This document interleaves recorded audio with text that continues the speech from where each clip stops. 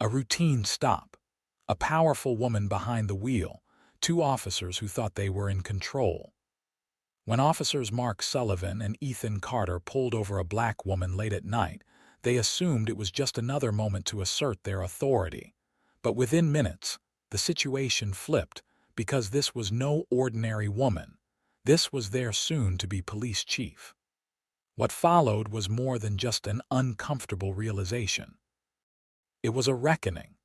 A moment that would expose not just two officers, but a system in desperate need of change. Stay with us as we uncover how one woman turned an abuse of power into a lesson that no one would ever forget, only on H2 Black Thread. Don't forget to leave a comment sharing your thoughts and subscribe to the channel to stay updated with our latest videos, because the truth deserves to be told. Let's begin. The city of Brookhaven lay under a dark velvet sky, the distant hum of traffic mixing with the occasional wail of a siren. It was a typical night in this bustling metropolis, a city known for its mix of prosperity and deep-rooted inequalities. In the heart of downtown, a black and white patrol car cruised along the nearly deserted streets, its headlights slicing through the dim glow of the street lamps. Inside the vehicle, two officers, Mark Sullivan and Ethan Carter, sat in silence, their eyes scanning the roads for any excuse to exercise their authority. Mark, a burly man in his early 40s, gripped the wheel with an air of indifference. He had been on the force for nearly 2 decades and had developed a reputation for his heavy-handed approach to policing. He believed that fear was the only thing that kept the streets in check. Beside him sat Ethan Carter, a younger officer, just shy of 30. Though not as seasoned as Mark, he had quickly learned to mirror his partner's methods. Ethan had once joined the force with aspirations of making a real difference, but years of being in Mark's shadow had dulled whatever idealism he once had. Now, he saw power as something to be wielded, not questioned. Their shift had been uneventful so far. A few minor disturbances, an abandoned car report, but nothing of real interest. Mark drummed his fingers on the dashboard, growing restless. "Damn quiet night," he muttered, his eyes flicking toward Ethan. "You ever notice how people act up less when they know we're around?" Ethan chuckled. "Yeah, guess they're finally learning," Mark smirked. "Still, could use some action." As if on cue, a sleek black SUV glided past them, turning down a side street. No violations, no reckless driving, just an expensive car heading in the opposite direction. Mark's eyes gleamed. "That looks out of place," he remarked. Ethan glanced at the vehicle and shrugged. "Nice car, probably someone heading home." Mark scoffed. "Or someone trying to look like they belong in this neighborhood." He reached for the squad car's lights and flicked them on, the red and blue sirens piercing through the silence of the night. The SUV slowed down before smoothly pulling over to the side of the road. Mark and Ethan stepped out, adjusting their belts, already assuming dominance over the situation before they had even approached the vehicle. The driver's side window rolled down slowly, revealing a black woman in her late 40s, poised and collected. She wore a navy blue tailored suit, her crisp white blouse perfectly pressed beneath it. Her short, natural curls framed her strikingly composed face, and her piercing dark eyes held an unmistakable air of authority. She didn't speak immediately, just sat there, watching them, waiting. Mark's brow furrowed slightly. Something about her demeanor felt off, not in a criminal way, but in a way that unsettled him. She wasn't displaying the nervous energy he was used to seeing from people he pulled over. She wasn't afraid. Ethan, standing slightly behind Mark, picked up on it too. There was no panic, no immediate explanation, no stumbling through an excuse. She just waited, poised like someone who had all the time in the world. Mark stepped closer, resting a hand on the doorframe. "License and registration," he said, his voice carrying an edge of unnecessary authority. The woman raised an eyebrow but didn't move. Instead, she asked, "Is there a reason I was stopped, officers?" Mark smirked, folding his arms. "Seemed like you were in a hurry." Her gaze didn't waver. "I was driving the speed limit." Ethan took a step forward. "That right? Then what brings you out this late, ma'am?" The woman tilted her head slightly, her lips curving into a faint smile, but there was no warmth behind it.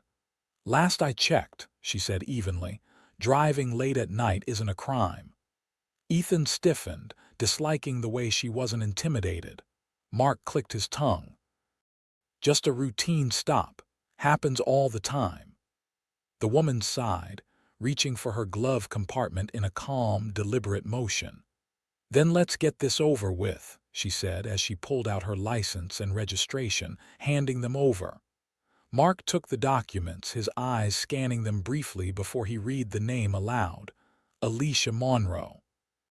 Something about that name felt familiar. He couldn't quite place it, but it nagged at him. Ethan, meanwhile, subtly peered into her vehicle, scanning for anything that could justify prolonging the stop. Nothing. No alcohol, no drugs, no weapons. Mark, still holding her license, met her gaze again. "What kind of business brings you out this late, Miss Monroe?"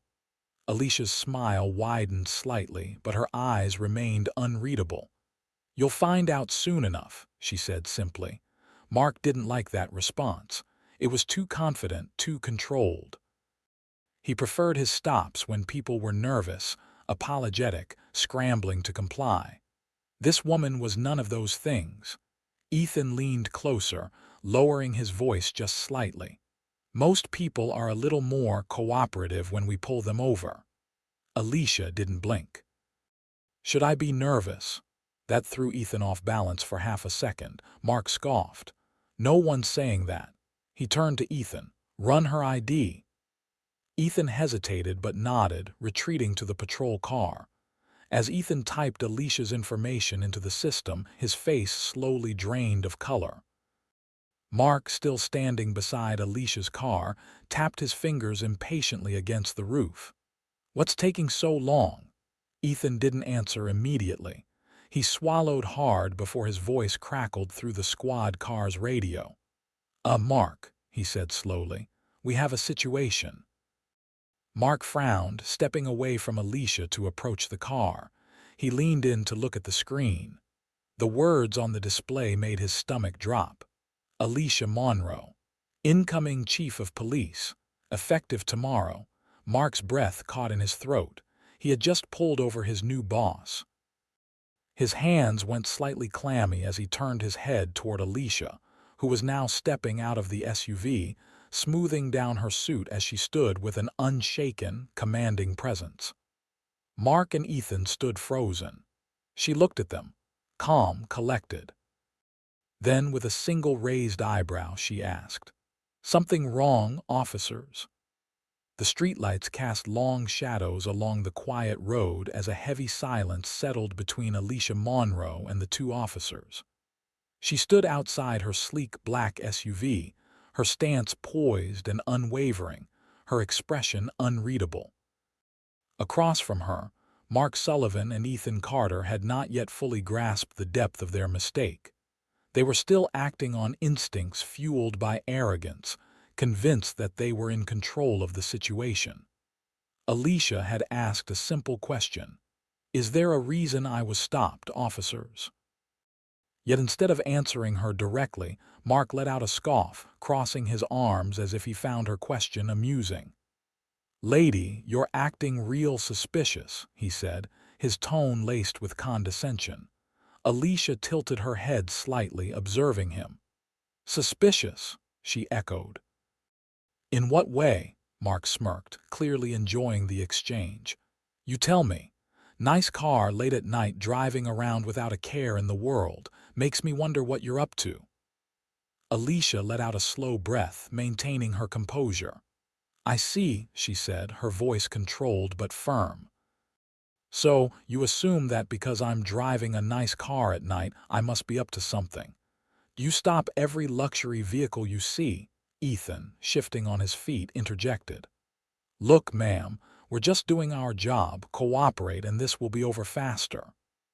Alicia held her gaze steady. And what exactly do you need my cooperation for? Mark's patience wore thin. Listen, he snapped.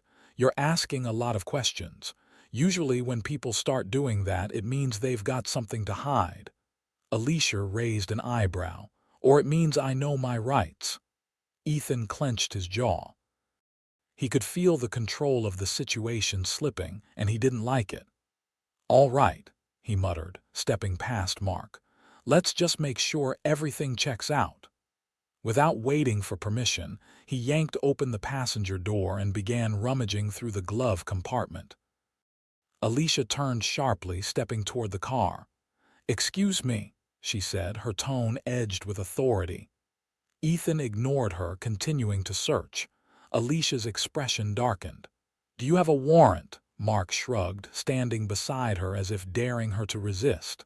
We don't need one. Just making sure there's nothing illegal here. Alicia's lips pressed into a thin line. That's not how this works, Officer Sullivan. Mark rolled his eyes. Oh yeah, and what exactly do you think is happening here? Alicia turned fully to face him, her voice steady, but her words razor sharp. What's happening here is an unlawful stop and search. You pulled me over without probable cause, and now your partner is conducting an illegal search of my vehicle. Ethan glanced over his shoulder but didn't stop. Mark let out a low chuckle, shaking his head. Wow, you really know your stuff, huh? Alicia's gaze didn't waver. Do you have the right to do this? She asked again. Mark hesitated for the first time. Something about her tone unsettled him. It wasn't fear, it was certainty. Confidence, as if she knew something they didn't. Ethan, however, wasn't picking up on the same energy. He kept digging through the compartment, frustration growing when he found nothing. Clean, he muttered, slamming it shut. Alicia looked at both of them. I'd like my ID back now. Mark narrowed his eyes. He was about to make another snarky comment when his radio crackled to life. Ethan, still standing by the squad car, stiffened when he heard his own name through the radio. Ethan, the voice came, laced with urgency. Check her ID again. Ethan's stomach tightened. He hesitated, then slowly pulled out Alicia's driver's license from where it sat on the squad car's dashboard. He scanned it again, this time paying closer attention to the details, and that's when he saw it. His blood ran cold. A new file had just been added to the system. Name, Alicia Monroe. Position, Incoming Chief of Police, Brookhaven Police Department. Effective date, tomorrow. Ethan's hands trembled. His mouth went dry. Mark, he croaked, but his voice barely made it out. Mark, still trying to play tough, sighed impatiently. What now? Ethan spun around, eyes wide, his face pale. She's our new chief. Mark's smirk vanished instantly. For the first time that night, silence weighed heavily between them. Mark turned his head slowly to look at Alicia, whose calm expression hadn't changed once since the moment they pulled her over. She stood there, arms crossed, eyes locked onto them, waiting. Ethan felt lightheaded. He had just searched the police chief's vehicle without cause. He had treated his soon-to-be superior like a suspect. Mark, still standing next to Alicia, felt a sudden wave of panic crash over him. Alicia finally broke the silence. Something wrong, officers? Her tone wasn't mocking. It wasn't gloating. It was controlled. But there was a sharpness underneath that sent a chill through both men. Mark opened his mouth, but no words came out. Ethan stumbled for an explanation. This was just Alicia tilted her head slightly, her expression still unreadable. A routine stop, she finished for him. Mark swallowed hard. Listen, ma'am, Alicia held up a single hand and Mark's words died in his throat. Let's be clear about what happened tonight, she said. You pulled me over without cause, you treated me with disrespect, and then you searched my vehicle without a warrant. Ethan felt his knees go weak. Mark tried again, his voice shaking. "Chief Monroe, we had no idea." "Exactly." Alicia took a slow step forward, closing the space between them. "You had no idea who I was, and this is how you treated me." She let those words linger before continuing. "Now I have to ask, how do you treat everyone else?" Mark's breath hitched. Ethan wanted to melt into the ground, because there was no good answer to that question, and they both knew it. The street, which had once been quiet and empty, was now buzzing with tension. The flashing lights from the police cruiser painted the pavement in streaks of red and blue, and the sharp glow of smartphone screens cut through the darkness as more and more people began to take notice of what was happening. Mark Sullivan and Ethan Carter, once confident and arrogant, now stood frozen in place, their faces pale, their hands twitching at their sides. This was not how things were supposed to go. Alicia Monroe, however, was the only one unfazed. She had seen this kind of abuse of power before. She had spent her entire career fighting against it, working within the system, trying to fix what was broken. And now, she had become the target of it. Across the street, Jordan Reyes, a well-known local activist, had been filming since the moment Alicia had been pulled over. At first, he had only been mildly curious. Another routine stop, another black driver being questioned for simply existing. But as he listened, his anger boiled over. He had seen far too many incidents like this before. Unjustified stops, unwarranted searches, police throwing their weight around just because they could. So when Alicia Monroe was pulled from her car, her words calm and unwavering, Jordan knew. This wasn't just another video. This was something bigger. He hit the live button on his screen, streaming now. Viewers started pouring in instantly. A few dozen, then 100, then thousands. The comments exploded. Why'd they even stop her? They're searching her car. That's illegal. She's so calm, she knows she's got them cornered. Yo, I just Googled her. She's the new police chief. Holy SHT, they are screwed. It wasn't long before the video started spreading like wildfire. Within minutes, it had been ripped and shared across Twitter, Instagram, Facebook, and TikTok. Brookhaven cops harass black woman for no reason. Turns out she's their new boss. And in the real world, people were showing up. It started with one or two passers-by stopping near the curb, peering at the scene. Then came a group of college students, their phones out, filming, whispering to each other. Then someone shouted from the crowd, "Hey, why'd you pull her over?" Mark's head snapped toward the voice, his hands tightening into fists. Another voice joined in. "We saw you searching her car. You had no right." Ethan felt a prickle of fear slide down his spine. More people were gathering, their voices rising. Abuse of power. This is why we don't trust cops. She knows her rights better than you do. Mark and Ethan exchanged a panicked glance. This was getting out of control. Ethan took a slow step toward Alicia, lowering his voice so only she could hear. "Look, Chief Monroe, we didn't know who you were. This is a misunderstanding." Alicia's lips curved slightly, but it was not a smile. "A misunderstanding," she repeated. Mark quickly nodded. "Yeah, if we had known, we never would have." Alicia's eyes flashed. "Never would have what?" she interrupted. "Pulled me over. Treated me like a suspect. Conducted an illegal search." Ethan's mouth went dry. "That's not what I meant." Alicia stepped closer, her presence towering over them despite not moving an inch. "If I weren't the police chief," she asked, her voice dangerously calm, "would you have arrested me tonight?" Silence. Mark didn't answer. Ethan couldn't answer because the truth, they would have, and they both knew it.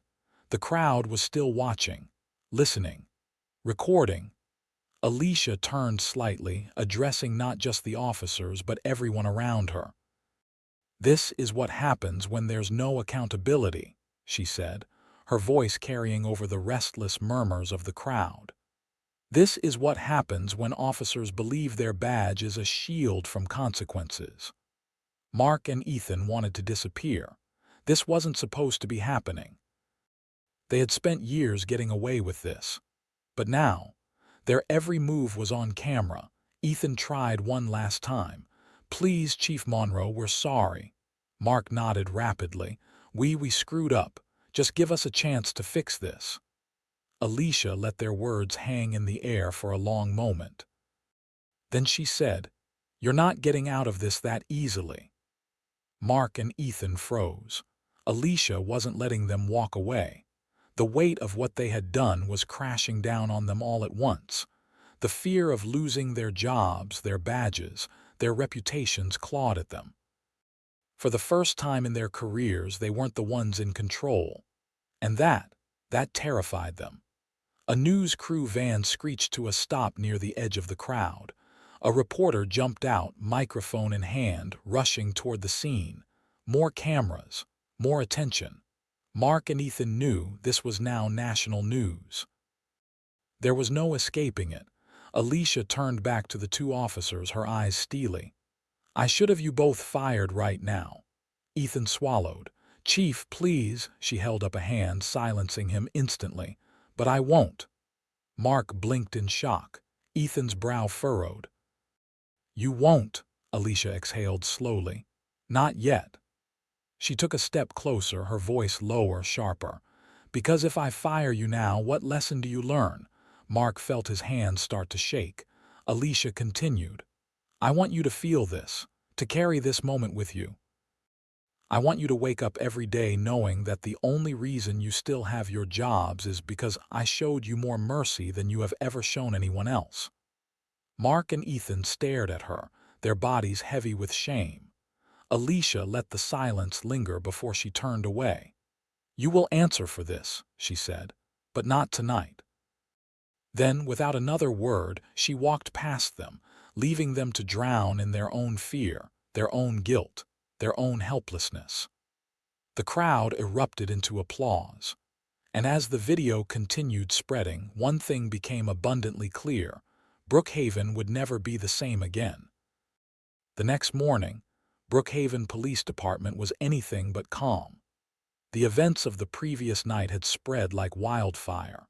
The video of Mark Sullivan and Ethan Carter's unlawful stop had racked up millions of views, drawing attention not just from the city but from across the country. News stations had already begun running segments, dissecting every second of the footage. It was the only thing anyone was talking about. Inside the precinct, tension hung thick in the air. Officers huddled in groups, whispering, checking their phones, watching as the story exploded on social media. Some were shocked, others furious, not because they thought Mark and Ethan were wrong, but because they had gotten caught. "They're done for," someone muttered near the coffee machine. "I heard the mayor's involved now," another officer whispered. "This is bad." The old guard, those who had spent years bending the rules, untouchable in their authority, were suddenly realizing that things were changing. And the change had a name: Chief Alicia Monroe. At exactly 800 a.m., Alicia Monroe walked through the station's double doors. The room fell silent. She wasn't wearing a standard police uniform. Instead, she wore a sharp navy blue suit, exuding an air of authority that couldn't be ignored. She didn't rush. She didn't hesitate. She simply walked through the precinct with the kind of presence that turned heads and commanded respect. Every officer she passed averted their gaze, some out of guilt, some out of fear, some out of the simple knowledge that the power dynamic in this department had just shifted. She stopped at the door to the briefing room, took a slow breath, and pushed it open. Inside, every officer was seated, including Mark and Ethan, who sat at the front, their expressions hollow and stiff. They had barely slept. The weight of their actions and their impending fate was suffocating. Alicia stepped up to the podium, letting her gaze sweep across the room. No one spoke. No one dared to. She set down a single folder neatly stacked with papers. Then, without looking at Mark and Ethan, she began to speak. Before we start today's briefing, I want to address what happened last night. The room tensed. By now, you've all seen the video. By now, you all know what took place. A few officers shifted uncomfortably in their seats. Let's not pretend this is an isolated incident. The silence deepened. Mark and Ethan kept their heads down, their hands clenched into fists. Alicia's voice remained calm, but there was an undeniable steel underneath it. The problem isn't just these two officers. It's the entire system that needs change. A ripple of tension spread through the room. Some officers bristled. Some turned to their neighbors as if expecting someone to argue. No one did. Because they all knew she was right. Mark and Ethan had spent the night preparing for the worst. They had fully expected to be fired. They had already pictured the press conference, Alicia standing in front of cameras, condemning their actions, throwing their badges into the fire to prove a point. They had expected their careers to end today. But then Alicia said something that neither of them expected. "I will not be firing Officers Sullivan and Carter today." A collective gasp swept across the room. Mark's head shot up, his eyes wide in disbelief. Ethan blinked, his mind racing. Was this a trick? Alicia continued, her expression unreadable. "Firing them would be easy, but easy doesn't fix the problem. If I fire them, we move on. We wait for the next video and the next one, and the one after that." She turned toward Mark and Ethan for the first time since entering the room. "You need to learn." Mark's mouth was dry. He could barely breathe. "You will keep your jobs," Alicia said, "but under strict conditions." The relief that had briefly flickered in Mark's chest vanished instantly. Ethan felt cold sweat on the back of his neck. Alicia picked up the folder in front of her, flipping it open. "You will both undergo mandatory retraining in ethics and proper policing procedures." Ethan's stomach dropped. He knew what that meant. Every officer in the department would see them being corrected. Alicia continued, "You will participate in community service, working directly with the people you were meant to protect." Mark's jaw clenched. He had spent his whole career seeing himself as above the community. Now, he'd be forced to face the people who saw him as a bully. Alicia's voice never wavered. "And if either of you step out of line again, if I so much as hear a complaint, I will personally ensure you never wear a badge again." Silence.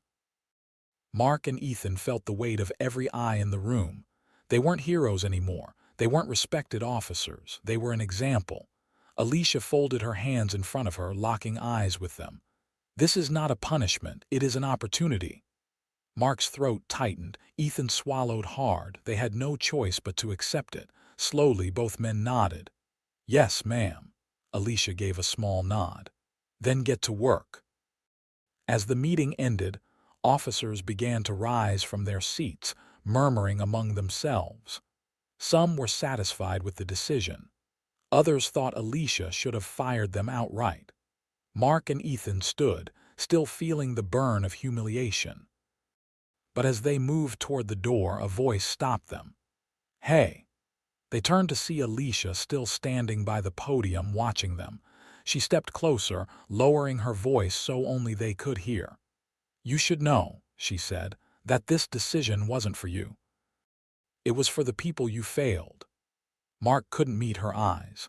Ethan felt ashamed in a way he never had before. Alicia took a step back, her expression unreadable. "Don't waste this chance." Then she turned and walked away, leaving them to face the consequences of their own actions, because their real punishment had only just begun. The weeks that followed were the hardest of Mark Sullivan and Ethan Carter's careers. Each morning, as they walked into the Brookhaven Police Department, they could feel the eyes of their colleagues burning into their backs. Some officers looked at them with pity, others with contempt. The younger recruits, many of whom had admired them in the past, now whispered behind their backs. They had once prided themselves on being respected cops. Now, they were the department's cautionary tale, a living example of what happened when officers abused their power and got caught. And yet, despite the humiliation, despite the frustration that came with their new reality, something inside them had shifted. They were finally seeing the job for what it truly was, not a position of power, but a responsibility to serve. It had taken a public disgrace and a second chance from Chief Monroe, but for the first time in their careers, they were ready to change. Alicia Monroe had been clear in her conditions for their continued employment. Retraining in ethics and policing procedures, mandatory community service close supervision, with no second chances the first condition. Ethics training was brutal. Mark and Ethan had to sit through hours of lectures on proper policing, racial bias, and ethical decision-making. The sessions were taught by people they had once ignored: civil rights advocates, community leaders, former victims of police misconduct. Each lesson felt like a personal attack, a deeply uncomfortable mirror reflecting back at them. They learned about people wrongfully arrested for crimes they didn't commit. They heard from families whose loved ones had been harassed, assaulted, or killed by officers who thought they were above the law. They sat across from citizens who had been treated the way they had treated Alicia Monroe that night, with disrespect, suspicion, and contempt. By the end of the first week, Mark and Ethan could barely look at each other, because they knew they had been part of the problem.